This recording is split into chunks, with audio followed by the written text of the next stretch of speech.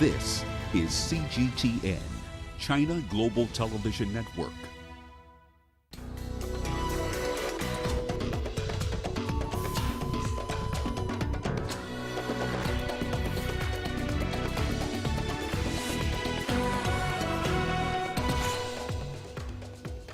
Sudan's military chief claims the takeover happened to prevent a slide into civil war, but says prime minister is safe. Tensions as Turkish president drops his threat to expel 10 foreign envoys. And France prepares to transfer back 26 Benin art pieces in November. Hello and welcome to Africa Live. As always, great to have you with us. I'm Richard Nta, live in Nairobi. And for those of you joining us from across the continent and around the globe, we thank you for joining us. And tonight I'm alongside my colleague Uche, who has our business headlines. Uche. Thank you, Richard. And here's a look at what's coming up on Africa Live Biz. South Africa's Sibanye Stillwater to pay $1 billion for its Brazil mine acquisitions. And the Naira gets a warm welcome in the second largest market for crypto trading. Of course, all that coming up within our program. For now, back to you, Richard. Thank you so much, Uche. Once again, welcome to Africa Live. Let's begin in Sudan, where the army has said that the justice system in the country will be restored according to the law by the end of the week. Now, this includes the chief prosecution, the Supreme Judiciary Council, and the Constitutional Court. Additionally, the Legislative Council will be formed from majority of youth who took part in the revolution in Sudan and who have no political affiliations. General Abdel Fattah el-Burhan said this during a media conference a day after Monday's military takeover. The army has said that the political fragmentation and a deadlock in talks during the transitional period forced the military to step in. So far, the government of Prime Minister Abdallah Hamdok has been dissolved alongside the Sovereign Council, a joint military and civilian ruling body. And Army Chief Burhan is now heading the military council that he says will rule Sudan until elections that have been pushed forward to July 2023. There were people talking about racism that was driving this country to reach the civil war that leads to the fragmentation of this country, stabbing its unity, its consistency, and social society. These threats were in front of us, and we saw it broadcasted to all people, and everybody was talking about it, without equivocation and without responsibility, that these issues have a direct impact on the national security and on the armed forces. Well, just a few minutes ago, I spoke to Musa Mushin Ibrahim, a journalist based in Khartoum, Sudan, about the highlights of that press briefing by the military leader. Let's take a listen.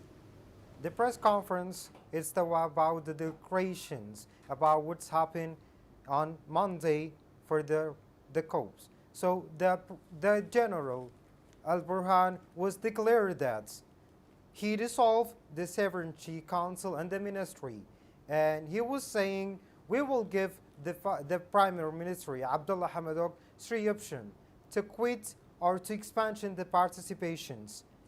And after that, now he was making a beautiful declaration. And he would say about the issue about the Prime Minister was being arrested wasn't true. They said that we took and we sheltered the Prime Minister, and he is staying with him at his house, and he's doing his regular life. And about the things this he was promises, he would say like, we want a county government, and this is all the things. And they cut the internet and the cell phone connections. And at the morning there was nothing, the streets were empty and everything was okay. There's lockdown in many places in the parts. And now they get the internet. The internet is getting back to the Sudan. But now there is the protest. The democrats, they're asking for the democracy. A South African judge has dismissed an appeal to remove a prosecutor from former South African President Jacob Zuma's corruption trial. Zuma submitted an urgent appeal to the High Court to have the attorney replaced, arguing he was biased against him. The judge making the decision said a swift resolution to the case would be in everyone's best interest. The 79-year-old former leader was briefly jailed earlier this year for contempt of court in connection with a separate corruption inquiry. Zuma ruled the country for a decade from 2008, and his time in office was marred by scandals. Thrones, statues, and masks are among the 26 pieces of art and cultural heritage that will be returned by France to Benin next month. The furniture and sculptures were taken from a royal treasury in southern Benin during France's colonial occupation of the West African country in late 1800s. Ross Cullen reports. In 2018, the French President Emmanuel Macron announced the restitution of the artworks to Benin. In December 2020, French MPs approved the move. They set a deadline of 12 months for the return of the objects to take place, but the French president wants that happening sooner, and we do believe that the return of the objects to the West African country is going to be taking place in the middle of November. Now, we are here at the Quai Branly-Jacques Chirac Museum in central Paris, where it is this week Benin Culture Week, and all 26 of the objects which are going to be returned are on display. They have been here in the museum's Africa collection. They include the doors from royal palaces, the thrones from royal palaces, tunics, carvings, and also these sculptures here, half man, half human, which represent the power and the importance of the monarchy. We have never seen these works that our ancestors made before. How can you inspire others without these objects? Our grandparents were ingenious. They created beautiful works which are here and which we have never seen. But now people can come to see these objects in our museum.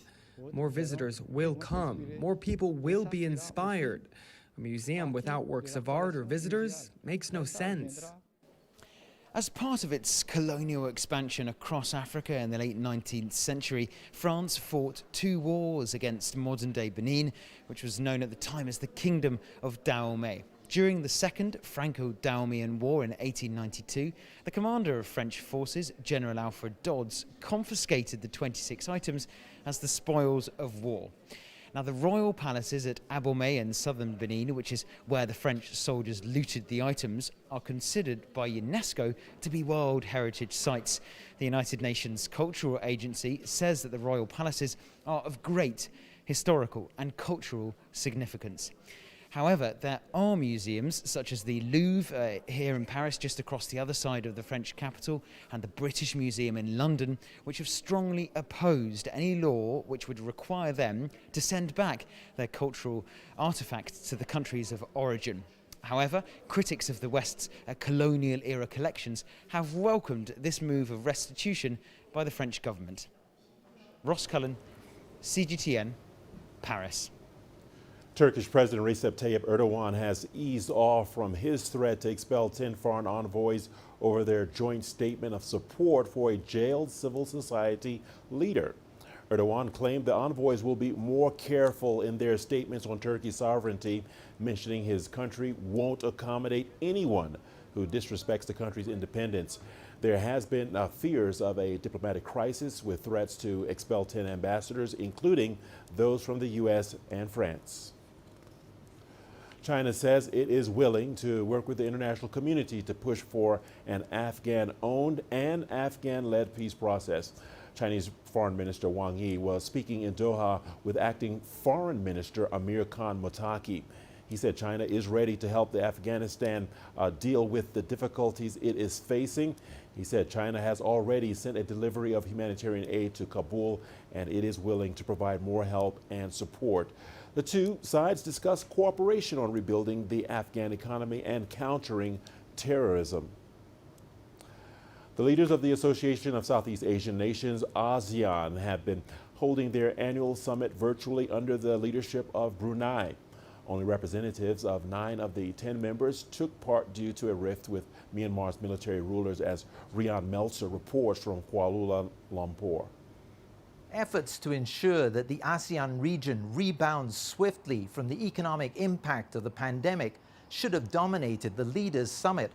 But as has happened so often before, Myanmar cast a shadow over proceedings. There was an empty square where Myanmar's representative was supposed to sit. ASEAN recently told Myanmar that its military leader could not take part, and Myanmar opted not to send a civilian representative instead. ASEAN feels Myanmar is delaying or even blocking efforts to implement a 5-point consensus agreed by all 10 ASEAN members to try to resolve that country's political crisis. I think it's about the first step towards ASEAN becoming more assertive in trying to persuade Myanmar to revert to its elected democratic government.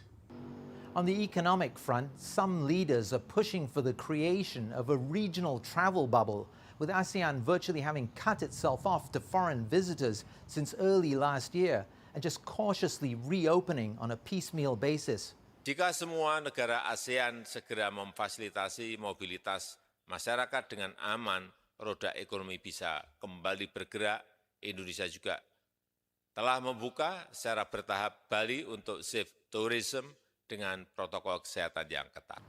During the ASEAN-China summit, China's Premier Li Keqiang pledged more COVID vaccines to help countries turn the corner in their fight against the pandemic. China has supplied some 300 million doses to the region, with countries such as Cambodia, Laos and Myanmar relying heavily on vaccines developed by China. Ryan Meltzer, CGTN, Kuala Lumpur. Tunisia is mandating COVID-19 vaccine passes for Tunisians and foreign travelers.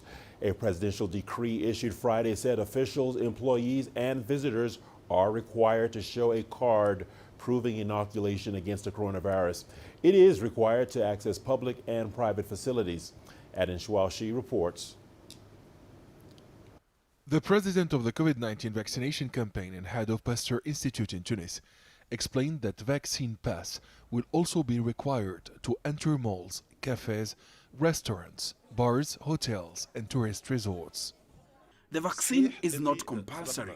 It's still free and not mandatory. People have misunderstood the decree.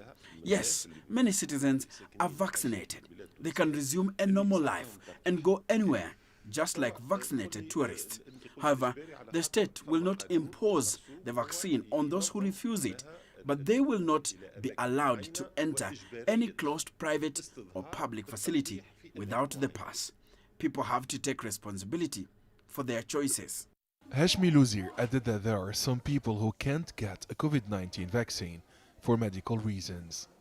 There are some exceptions and very rare cases of patients who suffer from diseases or allergies and could show side effects after vaccination. They are treated separately. They will be given the pass even without a COVID-19 vaccination. This is a very small portion of the population. According to the scientific committee at the health department, Tunisia is split on vaccine passes. I completed my vaccination, but I don't think it should be made mandatory. People have the right to refuse it, but their freedom of movement will be restricted. I am diabetic. I'm forced to get vaccinated in order to travel abroad and live a normal life, but I'm not convinced about the safety and efficiency of vaccines. The authorities are pushing for more restrictions and imposing the vaccine pass in an indirect way. The COVID-19 task force has announced that 37 patients are currently on life support in public and private hospitals, and 116 are in intensive care. Tunisia has recorded more than 25,100 deaths since the outbreak of the pandemic in the North African country in March 2020. Many Tunisians believe that the ease or freedom to work and engage in leisure activities will be limited by the health pass. The health department plans to launch a COVID-19 awareness campaign and to step up the vaccination operation in the next few days. Adnan Shawishi, CGTN, Tunis.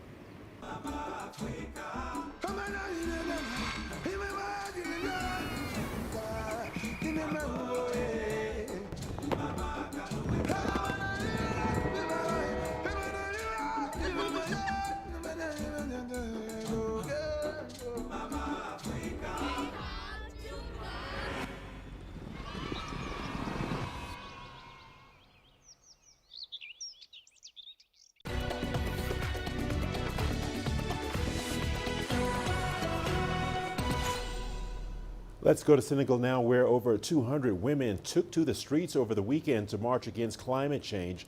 Their objective was to promote the participation of women in the climate debate as a prelude to the upcoming COP26 climate change conference. It also aimed to provide a platform to push for ecofeminism and commitment to the environment in Senegal and Africa. COP26 takes place next week in Glasgow, Scotland. We have come here today to say no to climate injustice and to say yes to the Paris commitments. The polluting countries must be able to live up to the commitments made in 2015 at COP21 in Paris. The COP21 agreement stipulated that countries that pollute the environment much more must support countries that pollute little, and these countries are mostly in Africa. Africa produces only 4% of greenhouse gases, yet the continent is suffering enormously from the effects of climate change. On the other hand, the polluting countries do not feel the consequences of climate change as much.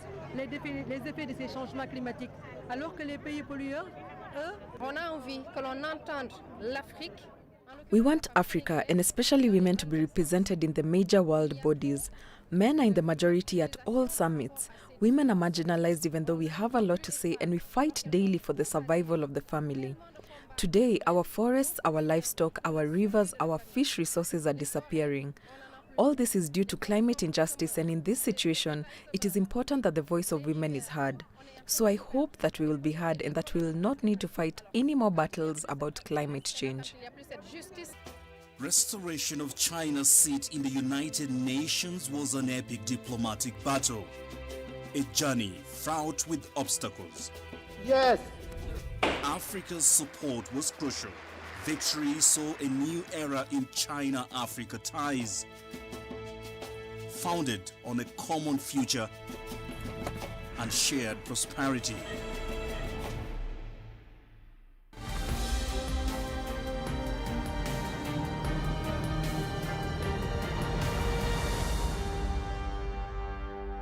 China is a founding member of the United Nations with a permanent seat on the UN Security Council.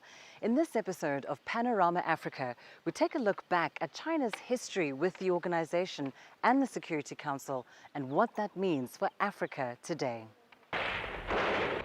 An estimated 75 million people died in World War II. It remains the most devastating global conflict to date. With the promise to save future generations from the scourge of war, the victors of the battle, China, the United States, Great Britain, France and the former Soviet Union, invited world leaders to sign a peace treaty in the form of the UN Charter. The United Nations, as we know it, was officially born. The Charter established the principal organs of the UN, including the Security Council, whose primary responsibility is the maintenance of international peace and security. The body has 10 rotating members and 5 permanent members, the same allied countries who won the war.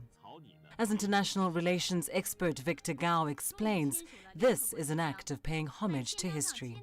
This structure is the result of the victory against Nazi Germany and imperialistic Japan and Italy in the Second World War.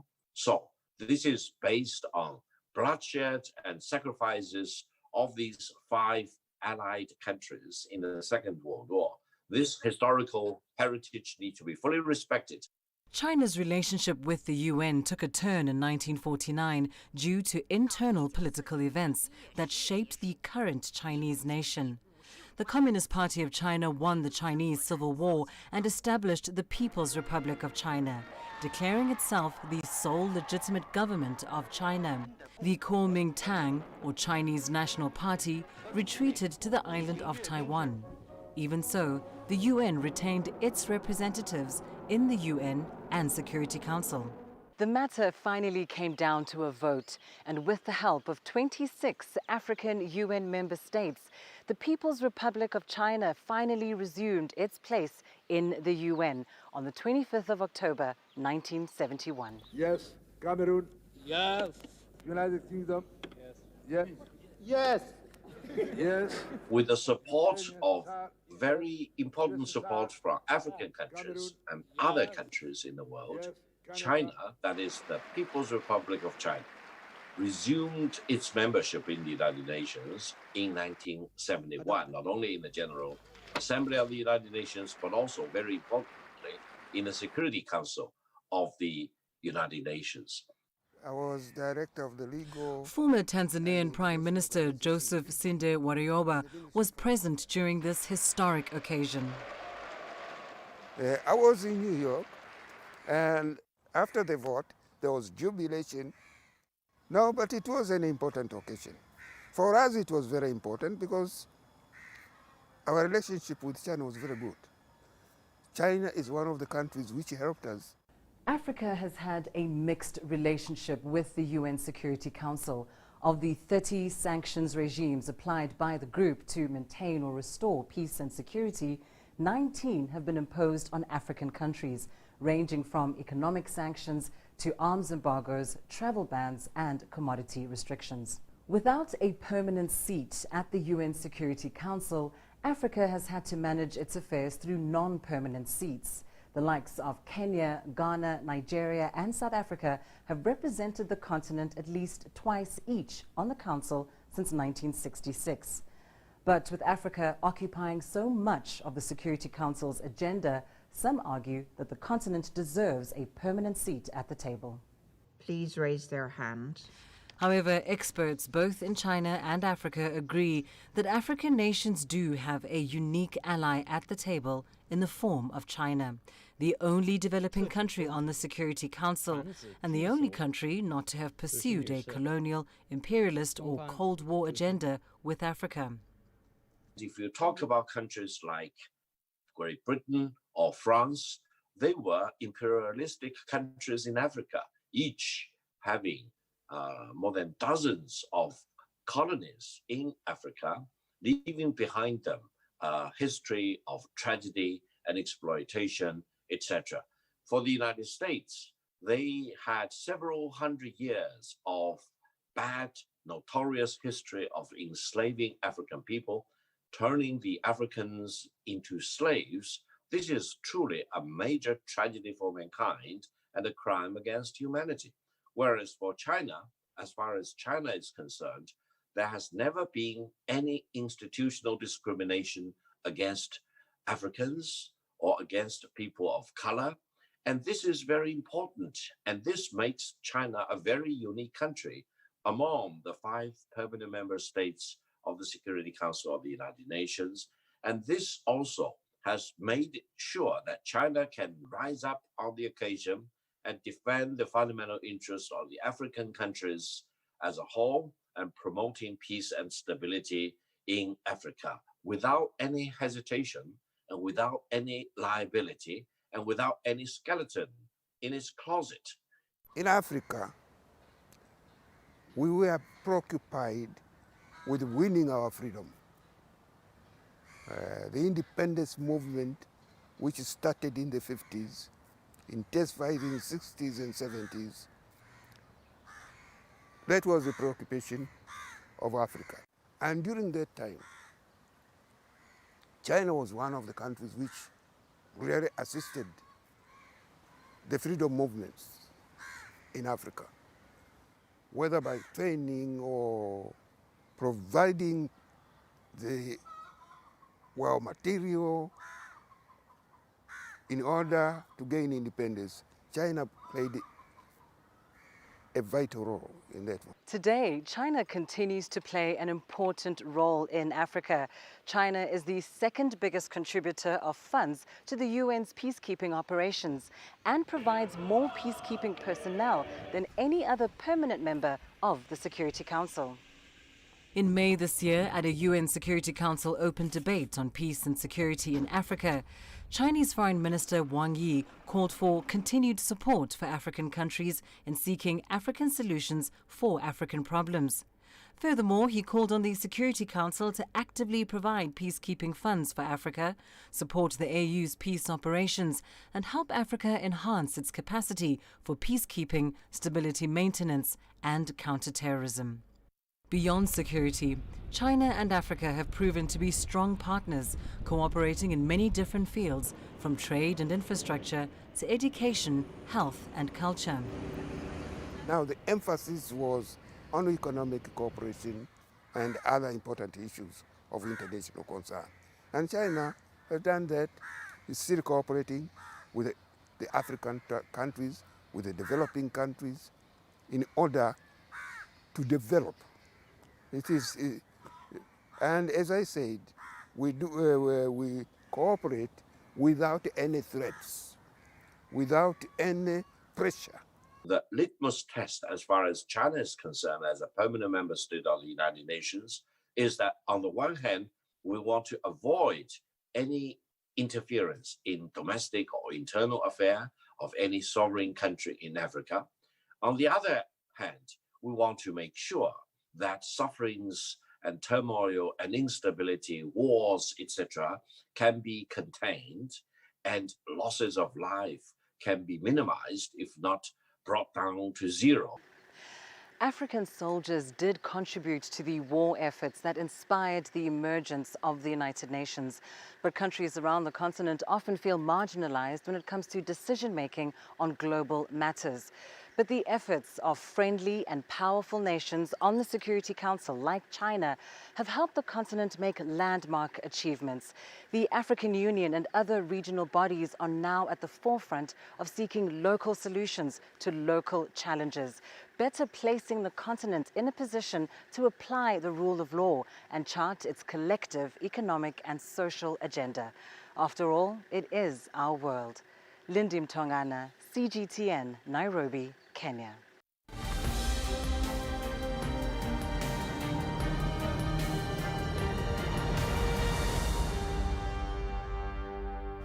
Education stakeholders in Kenya are working towards raising awareness about learning disabilities, including the signs and symptoms to watch out for to avoid misdiagnosis. As the world marks Learning Disabilities Awareness Month, experts say many learning disabilities can be managed if diagnosed early. CGTN's Joy Karukijuma reports. Within this setting of children, it's difficult to tell who has a learning disability. But Dr. Joe Omolo, a psychologist who conducts psychometric tests, says it takes a keen eye. Say on the social front, the child is appearing quite normal. They can engage, they play, they run around, they can actually speak quite well, they are eloquent and everything. But then when it comes to reading something or reproducing something they're supposed to have learned, then you can start seeing that they're not really at par. Dr. Omolo says learning disabilities are neurological disorders with genetic and/or environmental aspects. They become more pronounced after a child is introduced into the formal learning environment. This, of course, is relative to their peers of the same age and maybe the same class, that they are significantly lagging behind or struggling. Learning disabilities include dyslexia, which is difficulty in reading, dyscalculia, challenges in maths, and dysgraphia, difficulty in writing, among others. The most common, according to Dr. Omolo, is dyslexia. Findings from Europe and the USA indicate that at least 1 in every 5 learners has dyslexia. 70% of children with dyslexia also present with attention deficit hyperactive disorder, or ADHD. So to distinguish them from the other kids would take that special trained eye, and so that's on the most part what very often the teachers lack. The most obvious signs with dyslexia, according to Dr. Omolo, is the child may confuse letters like B and D, flip numbers like 6 and 9, and may write the letter L in the opposite direction. And that is where a good, comprehensive and thorough psychological evaluation becomes all important, because then it will help you to make not just a diagnosis, but also gives you a description of exactly what particular area is wrong. Which one goes there? The psychological test assesses intelligence, verbal and non-verbal ability, and achievement of performance relative to grade and age. Eva Nyoike, the chairperson of the Kenya Private Schools Association Special Needs Education Subcommittee and the proprietor of ACON Special Tutorials in Nairobi's Dagoretti area, says failure to assess a child correctly can lead to the wrong interventions. So the challenge comes here with, are the teachers equipped to work with them Are the teachers equipped to make that diagnosis? Are the teachers equipped to appreciate that the child is not just refusing to do their work, they're not just being lazy, is that there's something else that is going on? Understanding what learning disabilities are can make the difference between a child excelling or failing at school. So knowing what a child is struggling with is important in creating an environment where a teacher and a parent can work together in supporting the child. Joy Kiruki Juma, CGTN, Nairobi, Kenya. The death of a top Kenyan athlete, Agnes Tirop, has brought to the fore the rising cases of domestic violence and femicide across Africa. Tirop was a promising long-distance runner who broke the women's only 10 kilometers world record last month. Her husband, Ibrahim Rotich, has appeared in court as a suspect in her murder after being arrested in the coastal town of Mombasa. Tirop was buried on Saturday at her parents' home in Kenya's Nandi County on what would have been her 26th birthday. The United Nations has called her death the shadow pandemic. This in reference to domestic violence suffered by women during COVID-19. Dinah Awar, a human rights defender, highlights the challenges that the pandemic has posed on families. The pandemic has strained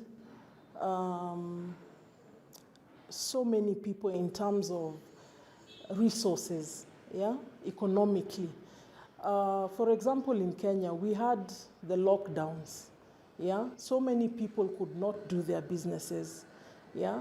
So it meant that most people that were doing small businesses had to stay at home. And you also recognize that people lost their jobs. So you find that a man and a woman who probably were seeing each other in the evening are spending so much time together with very little resources, but so many problems to be sorted. And so that sometimes brings friction, Time now for our business segment is over to you, Uche. Thanks, Richard. And coming up on Africa Live Biz. South Africa's Sibanye Stillwater to pay $1 billion for its Brazil mine acquisitions. And the e-Naira gets a warm welcome in the second largest market for crypto trading.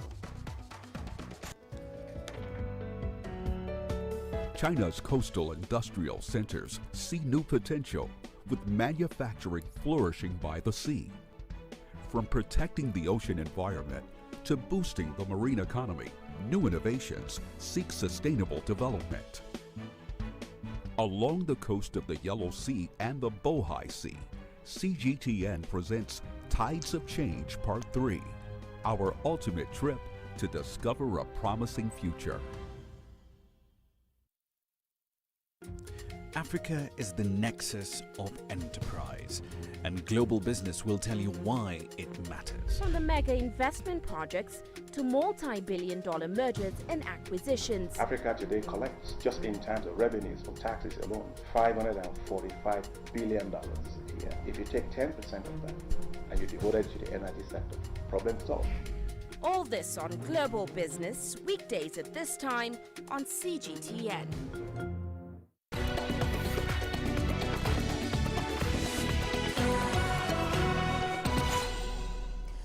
Well, let's start off with some company news. South Africa's Sibanye Stillwater has agreed to pay $1 billion in cash for nickel and copper mines in Brazil. That's a deal that highlights the race to supply battery metals to the booming electric vehicle sector. Now, flush with cash from a rally in the rhodium and palladium mines in South Africa and the U.S., Sibanye has now joined the push into battery metals. CEO Neil Furneman has already acquired lithium assets in Europe and the U.S. this year. Sibanye climbed as much as 3.9% in Johannesburg trading after dropping 5.1% on Monday when the company said it was in talks to buy those mines. And heading to Nigeria now, the country has launched its first ever digital currency called the e-Naira. The African nation is one of only a few countries in the world to develop an official digital currency. Now, this is coming months after it barred banks and financial institutions in the country from facilitating transactions in cryptocurrencies. Well, our correspondent, Phili Hazer, reports from Abuja, the nation's capital. The unveiling of the Nigerian Central Bank digital currency known as the e-Naira took place at the State House on Monday with the president and top government officials in attendance. The Central Bank of Nigeria Governor Godwin Emefiele says a worth of $1.21 million in electronic version, which is the e-Naira, has already been minted by a Barbados-based technical partner, Bit Incorporated. The company was selected by the government from several others to develop the digital currency. Governor Emefiele says the e-Naira application can now be downloaded on Google Play Store and Apple Store. He says when compared to the physical legal tender or fiat, the e-Naira has lower charges because the account holder of the e-Naira wallet will not be charged for daily transfers between accounts. The regulatory body had earlier banned cryptocurrency trading in Nigeria in February, saying that it was largely unregulated and risky. But officials say with the use of e-Naira, the crypto trading can now be effectively monitored and regulated.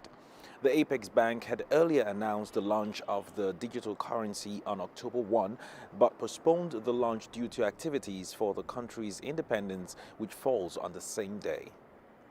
Phil Ihaza, CGTN, Abuja. Meanwhile, Nigeria's government has also been working on unifying the exchange rates of the Naira and the dollar at the official and parallel markets. It plans to do this by improving the foreign exchange inflows into the country. Take a look. For many years now, the gap between the official and unofficial exchange rate between Nigeria's local currency, the Naira, and the dollar has continued to widen. Now, the government says it plans to close that gap, improve the economy and the standard of living of Nigerians. Our goal is simple. We will develop quality infrastructure that will bring prosperity to millions of Nigerians in both urban and rural areas. Nigeria's Naira exchanges at the central bank's official rate of 410 to a dollar, but at various bureau de change, also known as black or unofficial market, it trades as high as 570 to a dollar. It's the worst state of the Naira since the country gained independence in 1960.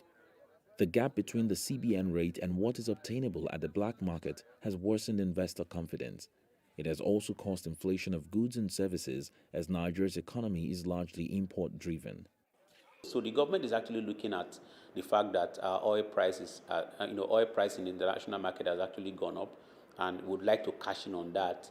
Since we now have more dollar inflow into the country, that will help to shore up the gap between demand and supply that we're currently experiencing.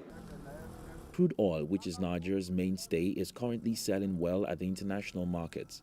It hits its highest price since 2018 at $85 per barrel early last week.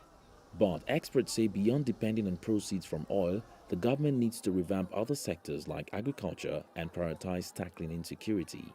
If we are able to boost confidence, reassure investors that they will be safe and their investments will be safe and that they'll be able to repatriate their assets when the time comes, then and only then can we be able to really achieve what we set out to achieve. Anything besides that, we'll continue to experience this gap. President Buhari has now ordered the heads of security to intensify their offensive against criminals in various parts of the country. While such efforts are ongoing to boost investor confidence and improve other sectors of the economy, millions of citizens may have to hope for brighter days with the state of the Naira, which the government aims to improve before the end of the year. Phil Ihaza, CGTN, Abuja. And heading to Asia now, digital transformation is a top agenda at the ASEAN Summit.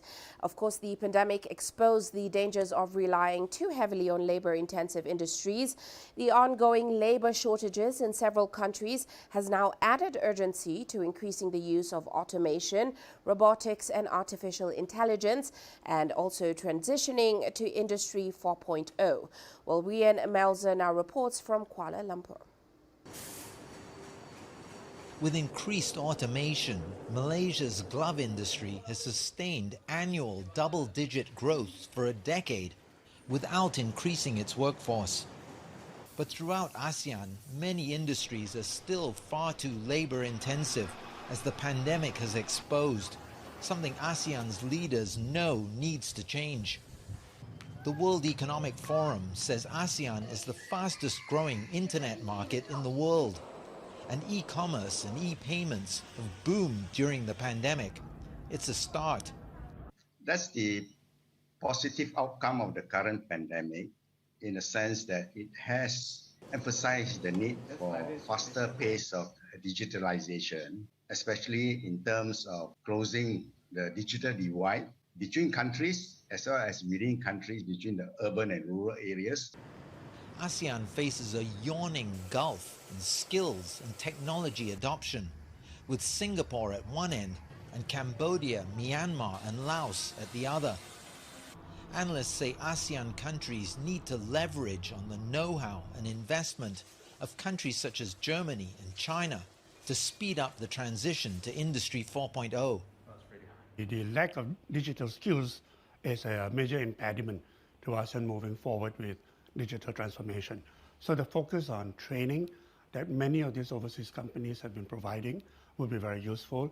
Huawei has set up an academy here in Malaysia to train workforce, particularly in AI, in robotics and Internet of Things. And the more skills transfers that we see, the better we will be prepared for that new digital world. ASEAN aims to collaborate on building skills as well as improving regional connectivity by, for example, creating a common framework for e-payments. Analysts say ASEAN countries must learn from each other's mistakes and successes as they seek to digitalize their societies, industries and economies and rebound from the pandemic. Ryan Meltzer, CGTN, Kuala Lumpur. Meanwhile, Singapore's luxury property market has witnessed a massive boost in sales this year. Experts say the demand is not only being driven by the ultra-rich, but also young executives from Singapore who are working in emerging sectors such as the biomedical sector and fintech. Here's CGTN's Miro Liu reporting.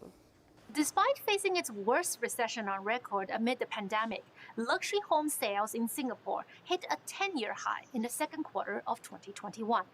The country's prime district saw sales jump to 1,930 transactions, which is the highest showing from a single quarter since 2010. Right now, we have seen those Singaporeans that are buying, there are different class of people. Some of these people are actually working in those emerging industries. So that may include like biomedical, fintech, big tech.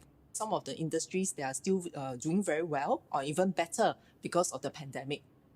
Another driver, according to experts, is supply, as construction of new luxury properties in land-strapped Singapore usually takes place once every 8 to 10 years. It's quite seldom that they release new land or redevelop new land. And what we are seeing is that right now, they are actually introducing many luxury homes that are very attractive.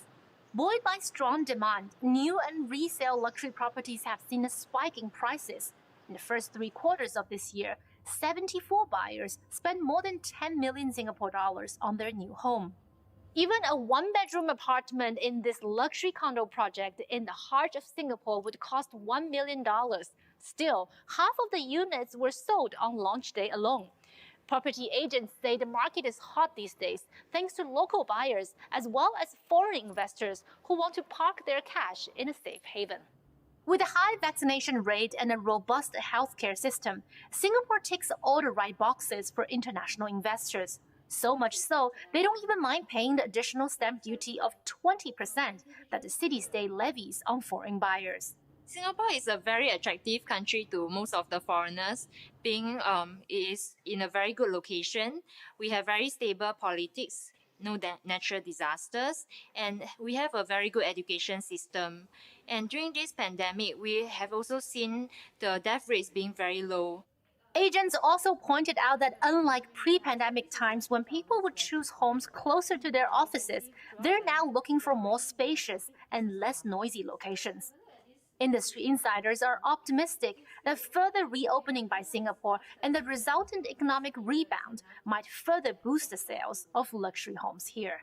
Miralu, CGTN, Singapore. Well, that's all we have on business for now. Back to you, Richard. Thank you so much, Uche, and we are not done just yet. We've got your sports news coming up after the break. Here's a peek at the headlines. In sports, Beijing 2022 organizers start 100-day countdown towards Winter Games.